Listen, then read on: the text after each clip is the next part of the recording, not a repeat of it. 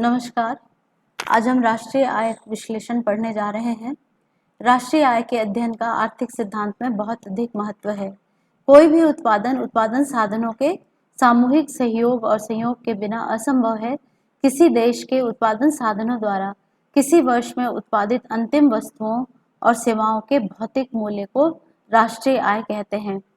राष्ट्रीय आय, राष्ट्रीय लाभांश, राष्ट्रीय व्यय, राष्ट्रीय उत्पादन आदि शब्द एक दूसरे के स्थान पर प्रयुक्त होते हैं। राष्ट्रीय आय की सही गणना करने के लिए उत्पादन में प्रयोग किए जाने के कारण मशीनों और प्लांट के मूल्य में हुई गिरावट और टूट फूट को घटा देते हैं, जिसको हम डिप्रिसिएशन या मूल्यह्रास कहते हैं। इस प्रकार देश की संपूर्ण वार्षिक उत्पत्ति को राष्ट्रीय आय कहा जाता है। किसी अर्थव्यवस्था में एक वर्ष में राष्ट्र को वस्तुओं और सेवाओं का जो प्रवाह प्राप्त होता है उसे ही राष्ट्रीय आय कहते हैं। प्रोफेसर मार्शल, प्रोफेसर पीगू और प्रोफेसर फिशर ने अलग अलग दृष्टिकोण से राष्ट्रीय आय की प्रस्तुति की है। इसके अतिरिक्त professor Simon Kuznets, professor Clark एवं संयुक्त राष्ट्र संघ द्वारा दी गई परिभाषा भी उल्लेखनीय है। अगर हम मार्शल की परिभाषा की बात करें तो मार्शल के अनुसार किसी देश का श्रम और पूंजी उसके प्राकृतिक साधनों पर क्रियाशील होकर प्रतिवर्ष भौतिक और अभौतिक वस्तुओं का एक निश्चित वास्तविक उत्पादन करते हैं, जिसमें सब प्रकार की सेवाएं भी सम्मिलित रहती हैं। इसे ही देश की वास्तविक राष्ट्रीय आय कहते हैं। मार्शल ने उपर्युक्त परिभाषा में वास्तविक शब्द का प्रयोग इसलिए किया है क्योंकि कुल उत्पादन में से कच्चे माल का मूल्य घिसावट या मूल्यह्रास एवं कर और बीमा व्यय को निकालकर ही वास्तविक राष्ट्रीय आय ज्ञात की जा सकती है। इस आय में विदेशों से प्राप्त होने वाली आय भी सम्मिलित रहती है। मार्शल की परिभाषा की हम विशेषताएं देखेंगे। मार्शल की परिभाषा के आधार पर उसकी निम्नलिखित विशेषताएं स्पष्ट होती हैं। राष्ट्रीय आय की गणना का आधार एक वर्ष है, अर्थात एक वर्ष के उत्पादन के आधार पर ही राष्ट्रीय आय की गणना की जाती है।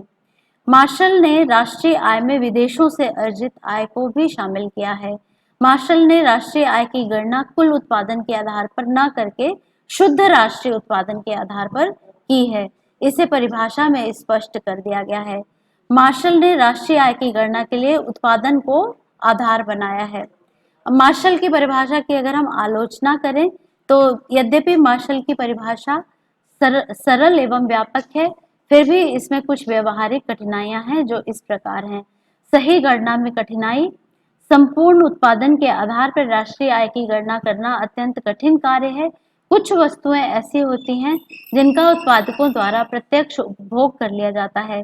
इस प्रकार अनेक वस्तुओं और सेवाएं विनिमय में नहीं आती हैं, अतः राष्ट्रीय आय में इन्हें शामिल करने में कठिनाई होती है। दूसरी बात, संपूर्ण उत्पादन की गणना अत्यंत कठिन कार्य होता है। देश में वर्ष भर में असंख्य वस्तुओं का उत्पादन किया जाता है तथा एक वस्तु की भी अनेक किस्में होती हैं। साथ ही उत्पादन करने वाले उद्यमी भी असंख्य होते हैं। ऐसी स्थिति में उत्पादन के आधार पर राष्ट्रीय आय की गणना करना बहुत ही जटिल प्रक्रिया होती है। दोहरी गणना की त्रुटि। यद्यपि मार्शल ने इस बात पर जोर दिया है कि राष्ट्रीय आय की गणना करते समय दोहरी गणना की त्रुटि से बचना चाहिए, किंतु यह एक ऐसी गलती है जिससे काफी सावधानी के बावजूद नहीं बचा जा सकता। जैसे पहले गन्ने के उत्पादन की गणना कर ली जाए तथा बाद में उससे उत्पादित शक्कर की गणना भी राष्ट्रीय आय में कर ली जाए, इससे राष्ट्रीय आय का सही अनुमान नहीं लग पाता। प्रोफेसर पिगू ने जो परिभाषा दी है वह है, राष्ट्रीय आय समाज की वस्तुगत आय का वह भाग है जिससे मुद्रा में नापा जा सकता है एवं जिसमें विदेशों से प्राप्त आय भी शामिल रहती है। पिगू की परिभाषा से स्पष्ट है कि राष्ट्रीय आय में केवल वे ही वस्तुएं और सेवाएं शामिल होती हैं जिनका बाजार में विनिमय किया जा सकता है, क्योंकि मुद्रा में उसी समय वस्तुओं को मापा जा सकता है जब उनका विनिमय किया जा सके। मार्शल की परिभाषा की तुलना में पिगू की परिभाषा अधिक व्यवहारिक एवं उपयुक्त है, क्योंकि इसमें राष्ट्रीय आय की गणना करने के लिए मुद्रा में मापी जाने वाली वस्तुओं और सेवाओं को ही शामिल किया जाता है। इससे दोहरी गणना के दोष से बचा जा सकता है। इस परिभाषा की एक विशेषता यह भी है कि इसमें विदेशी विनियोगों से प्राप्त आय भी शामिल होती है। पिगू की परिभाषा की अगर हम विशेषताएं देखें तो वे हैं, मुद्रा को मूल्यांकन का आधार बनाकर पिगू ने अपनी परिभाषा को सरल एवं स्पष्ट बना दिया। राष्ट्रीय आय की गणना में विदेशों से प्राप्त आय को भी शामिल कर लिया गया है। मुद्रा को मापदंड बनाकर पिगू ने राष्ट्रीय आय की गणना को सरल एवं सुविधाजनक बना दिया है, क्योंकि इससे आय की दोहरी गणना की कठिनाई से बचा जा सकता है। गणना की सरलता एवं परिभाषा स्पष्ट होने के कारण पिगू की परिभाषा मार्शल की तुलना में अधिक व्यवहारिक है। आलोचना क्या है? पहला तो यह कि यह संकीर्ण परिभाषा है। बहुत सी ऐसी वस्तुएं हैं जिनका विनिमय नहीं किया जाता, फिर भी वे राष्ट्रीय आय का अंश होती हैं।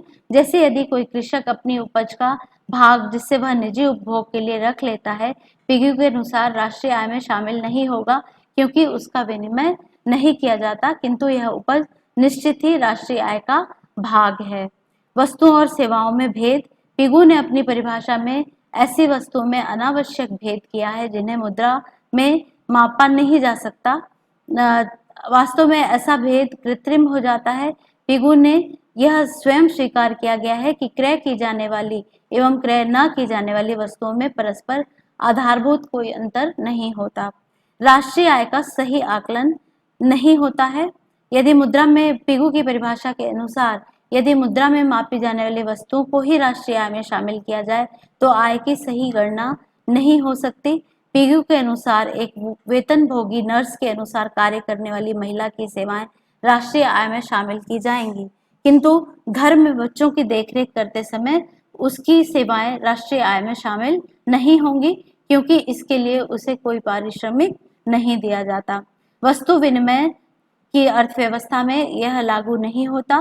पिगू की परिभाषा केवल ऐसी विकसित अर्थव्यवस्था में लागू होती है जहां संपूर्ण विनिमय मुद्रा में होता है, किंतु ऐसी पिछड़ी अर्थव्यवस्था में जहां अधिकांश सौदे वस्तु विनिमय के द्वारा होते हैं, राष्ट्रीय आय की गणना करना संभव नहीं है। अर्थात गैर मौद्रिक क्षेत्र में पिगू की परिभाषा लागू नहीं होती है। इस प्रकार सैद्धांतिक दृष्टिकोण से पिगू की परिभाषा त्रुटिपूर्ण है। फिशर की परिभाषा। प्रोफेसर इरविंग फिशर ने मार्शल और पिगू के दृष्टिकोण से भिन्न राष्ट्रीय आय की परिभाषा प्रस्तुत की। जहां मार्शल और पिगू ने उत्पादन को आधार मानकर राष्ट्रीय आय की परिभाषा दी, फिशर ने उपभोग के आधार पर राष्ट्रीय आय को परिभाषित किया। फिशर के अनुसार वास्तविक राष्ट्रीय आय एक वर्ष में उत्पादित शुद्ध उपज का वह अंश है जिसका उस वर्ष में प्रत्यक्ष रूप से उपभोग किया जाता है। इसे स्पष्ट करते हुए फिशर ने अन्यत्र राष्ट्रीय आय की परिभाषा इस प्रकार दी है: राष्ट्रीय लाभांश अथवा आय में केवल उन सेवाओं को शामिल किया जाता है जो अंतिम उपभोक्ताओं द्वारा प्राप्त की जाती हैं, चाहे उन्हें भौतिक वातावरण से प्राप्त किया गया हो अथवा मानवीय वातावरण से प्राप्त किया गया हो। इस प्रकार एक पियानो या ओवरकोट जो मेरे लिए इस वर्ष बनाया गया है, इस वर्ष की आय का भाग नहीं है, केवल पूंजी में वृद्धि है।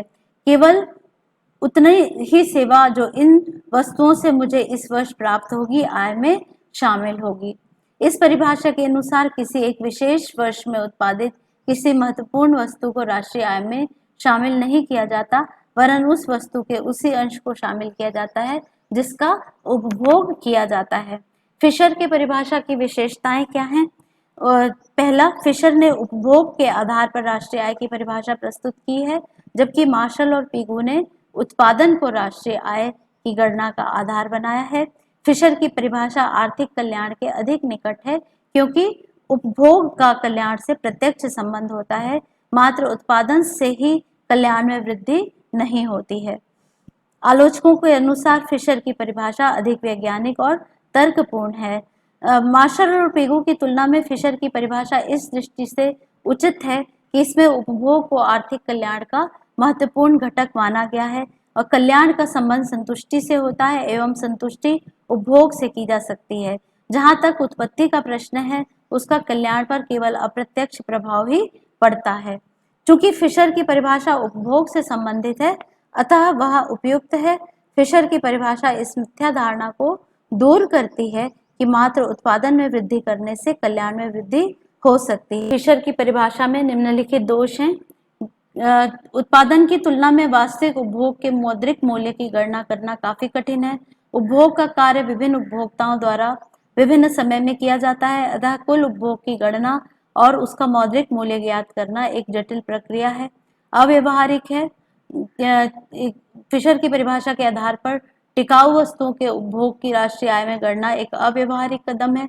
फिशर के दिए ओवरकोट का उदाहरण लें, यदि इसका मूल्य 500 रुपये है और इसका जीवन 10 वर्ष माने तो 50 रुपये 1 वर्ष की राष्ट्रीय आय में शामिल होंगे, जबकि मार्शल और पीगू के अनुसार पूरे 500 रुपये उस वर्ष की राष्ट्रीय आय में शामिल होंगे और संभव है कि ओवरकोट 10 वर्ष से कम या ज्यादा चले। दोहरी गणना की समस्या। उपभोग की दृष्टि से ऐसी टिकाऊ वस्तुओं की गणना मुश्किल है जिनके स्वामित्व और मूल्य में परिवर्तन होता रहता है।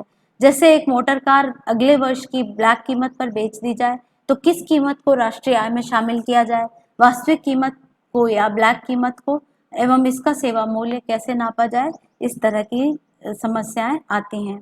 उपर्युक्त तीनों परिभाषाओं में से कौन श्रेष्ठ है? अब यह प्रश्न उपस्थित होता है कि उपर्युक्त तीनों परिभाषाओं में कौन सी परिभाषा श्रेष्ठ है।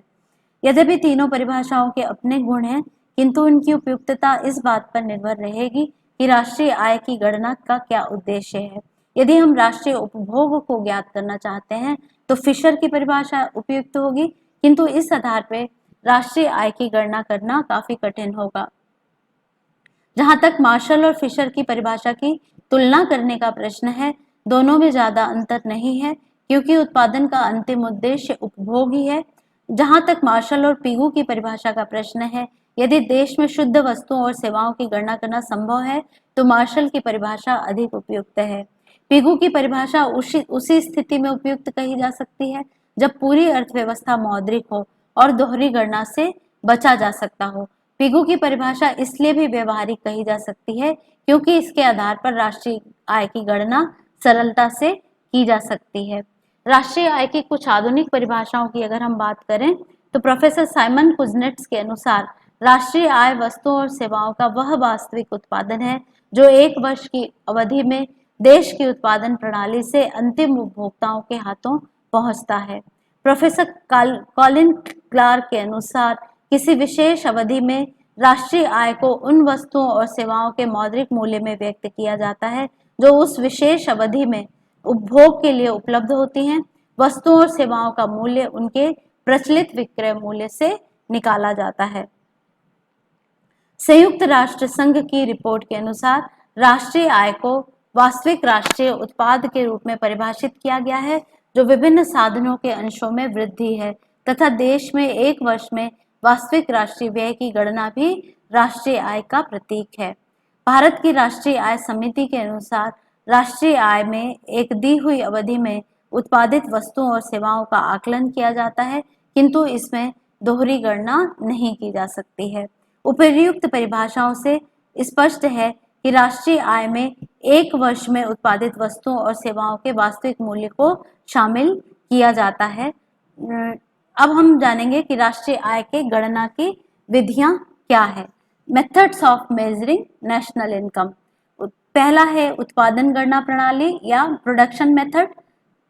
इस विधि को औद्योगिक उद्गम प्रणाली या इन्वेंट्री मेथड या सूची गणना भी कहते हैं। इस विधि के अनुसार किसी अर्थव्यवस्था में एक वर्ष में जो वस्तुओं और सेवाओं का उत्पादन होता है उसके कुल मूल्य का जोड़ लगा लिया जाता है। जोड़ लगाते समय दोहरी गणना से बचने के लिए केवल अंतिम वस्तुओं और सेवाओं को ही शामिल किया जाता है। इस विधि की सबसे बड़ी कठिनाई यह है कि देश में उत्पादित वस्तुओं और सेवाओं के मूल्य संबंधी सही और विस्तृत समांक उपलब्ध नहीं होते। यह पता लगाना कठिन हो जाता है कि वस्तु अंतिम वस्तु है या मध्यवर्ती वस्तु। आय गणना प्रणाली या इनकम मेथड। इस प्रणाली के अंतर्गत देश में विभिन्न वर्गों की अर्जित आय को जोड़ लिया जाता है। उत्पत्ति के विभिन्न साधनों द्वारा उपलब्ध शुद्ध आय की गणना कर ली जाती है और इस प्रणाली में देश के सभी नागरिकों की आय का योग कर लिया जाता है। अब इसमें कौन कौन सी आय का योग करेंगे आय विधि से? मजदूरी और पारिश्रमिक, स्वनियुक्त आय, कर्मचारियों के कल्याण का अंशदान, लाभांश, ब्याज, अतिरिक्त लाभ, लगान और किराया, राष्ट्रीय उद्यमों से आय, विदेशों से साधनों की शुद्ध आय। राष्ट्रीय आय की गणना की तीसरी विधि है व्यय की गणना प्रणाली। इस प्रणाली में हम एक वर्ष में अर्थव्यवस्था में होने वाले व्यय के कुल प्रवाह का योग करते हैं। कुल टोटल एक्सपेंडिचर में क्या क्या आ जाता है? Total expenditure is equal to total personal consumption expenditure, gross domestic private investment, government purchases of goods and services, net foreign investment, जिसमें से export value minus import value को हम शुद्ध विदेशी निवेश कहते हैं, या कुल व्यय बराबर कुल व्यक्तिगत उपभोग व्यय, सकल घरेलू निजी निवेश, सरकार की वस्तुओं और सेवाओं की खरीद, और शुद्ध विदेशी निवेश जिसमें निर्यात मूल्य और आयात मूल्य का अंतर जो होता है उसे हम शुद्ध विदेशी निवेश कहते हैं। एक विधि और चल रही है सामाजिक लेखांकन प्रणाली। इस विधि के अनुसार संपूर्ण समाज में लेन देन करने वालों को विभिन्न वर्गों में बांटा जाता है। ये वर्ग उत्पादक, व्यापारी, अंतिम उपभोक्ता आदि के रूप में होते हैं। इस विधि का प्रतिपादन आर्थिक मंदी के पश्चात अनेक प्रसिद्ध अर्थशास्त्रियों द्वारा किया गया और यह राष्ट्रीय आय की गणना की नवीनतम विधि मानी जाती है। हेराल्ड ईडी और एलन पीकॉक के अनुसार सामाजिक लेखांकन मनुष्यों तथा मानवीय संस्थाओं को भली भांति समझने में सहायक होता है। इसमें केवल आर्थिक क्रियाओं का वर्गीकरण ही नहीं किया जाता बल्कि अर्थतंत्र के संचालन की जांच में एकत्रित सूचना के प्रयोग का समावेश भी होता है। इस विधि का प्रयोग विकसित राष्ट्रों द्वारा किया जाता है। राष्ट्रीय आय की गणना में अनेक कठिनाइयां आती हैं, जैसे दोहरी गणना की समस्या। सबसे बड़ी कठिनाई अर्थव्यवस्था की यह होती है कि एक क्षेत्र का उत्पादन दूसरे क्षेत्र में के कच्चे माल की पूर्ति करता है, जिसके कारण यह निश्चय करना कठिन कार्य है कि किस क्षेत्र का उत्पादन अंतिम उत्पादन है। कई बार अंतिम वस्तु का निर्धारण नहीं हो पाता, जिसके कारण एक ही उत्पादन को राष्ट्रीय आय की गणना में एक से अधिक बार सम्मिलित कर लिया जाता है। एक ही उत्पादन की एक से अधिक बार गणना दोहरी गणना की समस्या उत्पन्न करती है। स्व उपभोग और वस्तु विनिमय प्रणाली। भारत जैसे देश में राष्ट्रीय आय का अनुमान ठीक से नहीं लगाया जा सकता, क्योंकि भारत में उत्पादन का अधिकांश भाग किसानों द्वारा स्व उपभोग हेतु रख लिया जाता है, जिसके कारण संपूर्ण फसल विक्रय हेतु बाजार मंडी में नहीं आ पाती। इसके अतिरिक्त ग्रामीण क्षेत्रों में बहुत से सौदे वस्तु विनिमय प्रणाली के अंतर्गत होते हैं, जिसमें एक उत्पादन को दूसरे उत्पादन से बदल लिया जाता है। दोनों ही परिस्थितियों में यह कठिनाई सही राष्ट्रीय उत्पादन की गणना में बाधक है। स्पष्ट है, इन समस्याओं के साथ राष्ट्रीय आय की सही गणना नहीं की जा सकती है। कीमत स्तर में परिवर्तन। कीमत स्तरों में तेजी से परिवर्तन होने की दशा में यह कठिनाई उत्पन्न होती है कि जब अब विभिन्न वर्षों की राष्ट्रीय आय की तुलना करनी होती है तो इसके लिए एक आधार वर्ष के सापेक्ष राष्ट्रीय आय का समायोजन करना पड़ता है। सही आधार वर्ष का चुनाव एक समस्या उत्पन्न करता है। फिर विश्वसनीय समंकों का अभाव होता है। भारत जैसे विकासशील देशों में विश्वसनीय समंकों का या रिलायबल डेटा का अभाव बहुधा राष्ट्रीय आय की गणना में बाधा उत्पन्न करता है, क्योंकि यहाँ अशिक्षित, अंधविश्वासी, उदासीन व्यक्तियों की अधिक मात्रा के कारण यथार्थ सूचनाएं प्राप्त नहीं हो पाती हैं। विशिष्टीकरण की कमी। अर्धविकसित देशों में विशिष्टीकरण की समस्या भी एक प्रमुख समस्या होती है, क्योंकि अधिकांश छोटे छोटे किसान और मजदूर अपने खाली समय में कोई और व्यवसाय में काम करते हैं। व्यवसायिक विशिष्टीकरण के अभाव के कारण राष्ट्रीय आय का सही अनुमान नहीं लगाया जा सकता। कुछ विशिष्ट सेवाएं भी राष्ट्रीय आय के सही माप में कठिनाइयां उत्पन्न करती हैं, जैसे एक नर्स की अस्पताल में सेवा और वही सेवा घर पर, एक फर्म के मालिक की पत्नी द्वारा महिला सचिव के रूप में दी गई सेवा। इन सेवाओं को राष्ट्रीय आय में सम्मिलित किया जाए या नहीं, यह समस्या बनी रहती है। राष्ट्रीय आय का महत्व अगर हम देखें तो यह आय के आधार पर ही किसी देश की आर्थिक प्रगति की माप की जा सकती है। आर्थिक प्रगति की दर बराबर डेल्टा वाई बाई वाई, जहां डेल्टा वाई राष्ट्रीय आय में वृद्धि, वाई बराबर प्रारंभिक राष्ट्रीय आय। विभिन्न क्षेत्रों का तुलनात्मक अध्ययन। राष्ट्रीय आय संबंधी समंकों के आधार पर अर्थव्यवस्था के विभिन्न क्षेत्रों का तुलनात्मक अध्ययन किया जाता है। उदाहरण के लिए भारत में राष्ट्रीय आय का मुख्य स्रोत कृषि क्षेत्र है। भारतीय अर्थव्यवस्था में जो आर्थिक प्रगति हो रही है उसमें कृषि क्षेत्र के योगदान का अन्य क्षेत्रों के योगदान से तुलनात्मक अध्ययन राष्ट्रीय आय के समंकों के आधार पर किया जा सकता है। आर्थिक नियोजन एवं नीति निर्धारण। किसी अर्थव्यवस्था के सीमित साधनों को पूर्व निर्धारित उद्देश्यों की पूर्ति की दृष्टि से प्राथमिकता के आधार पर विभिन्न क्षेत्रों में बांटना आर्थिक नियोजन कहलाता है। इससे अर्थव्यवस्था में विभिन्न क्षेत्रों के विकास कुछ वर्ग विशेष की आवश्यकताओं के आधार पर न होकर देश की आवश्यकताओं के आधार पर होता है। इसी दृष्टि से नीति निर्धारण के कार्य में राष्ट्रीय आय के समंकों का बहुत उपयोग होता है। करदान क्षमता की माप का आधार भी राष्ट्रीय आय होती है। आर्थिक विकास को निर्धारित करने वाले तत्व। किसी देश में आर्थिक विकास की दर अनेक तत्वों पर निर्भर करती है। इन तत्वों में कुछ तत्व आर्थिक होते हैं, कुछ अनार्थिक। पूंजी निर्माण की दर आर्थिक विकास की दृष्टि से एक प्रमुख निर्धारक तत्व होती है। इसके लिए उत्पादन, उपभोग, बचत आदि के सही, पर्याप्त और विश्वसनीय समंकों का होना आवश्यक है।